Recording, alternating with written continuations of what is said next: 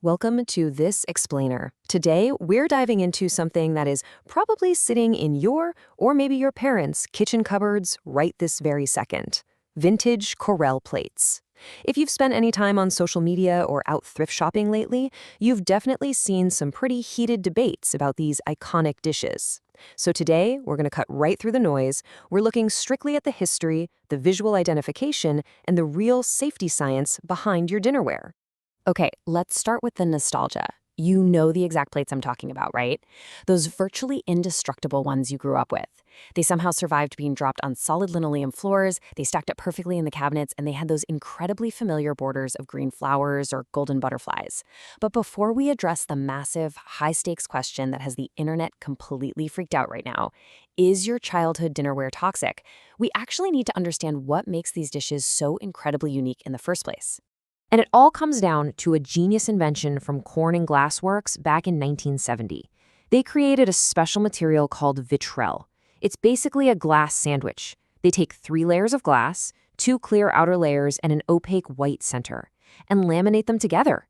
This revolutionary design is exactly why the plates are so famously lightweight and practically bulletproof.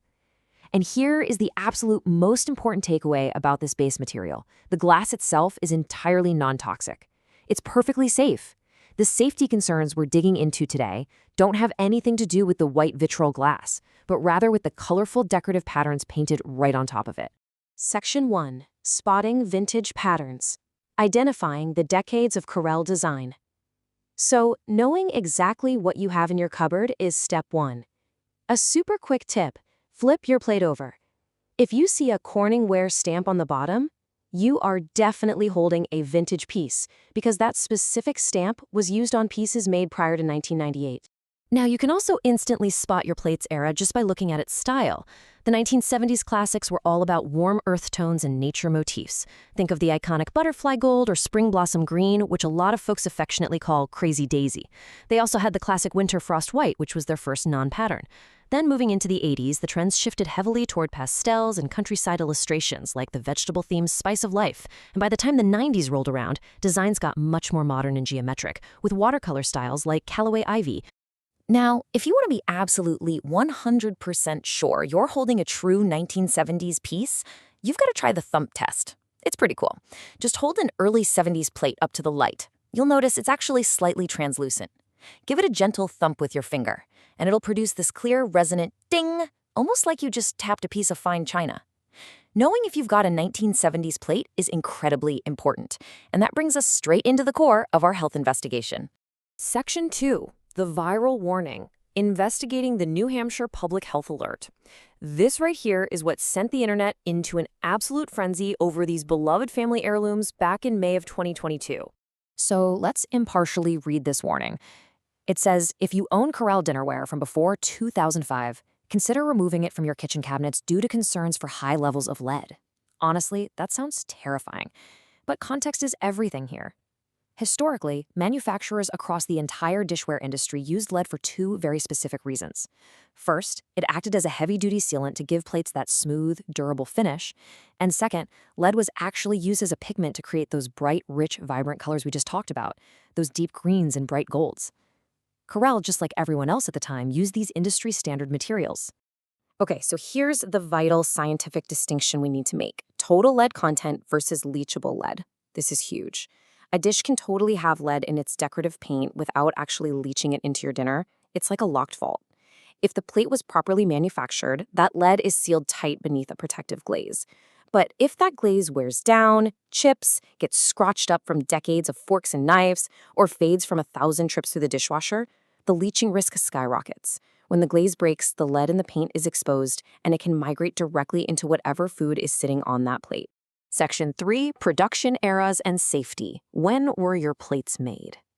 Because the rules around lead changed so dramatically over the years, your plate's birth year is the single biggest factor here. Charting this out makes it crystal clear. Anything produced post-2005, totally safe, completely lead-free and compliant with modern FDA limits. Now, the era from 1978 to 2000 is generally safe as the plates are completely undamaged, at least according to Corelle's own internal testing.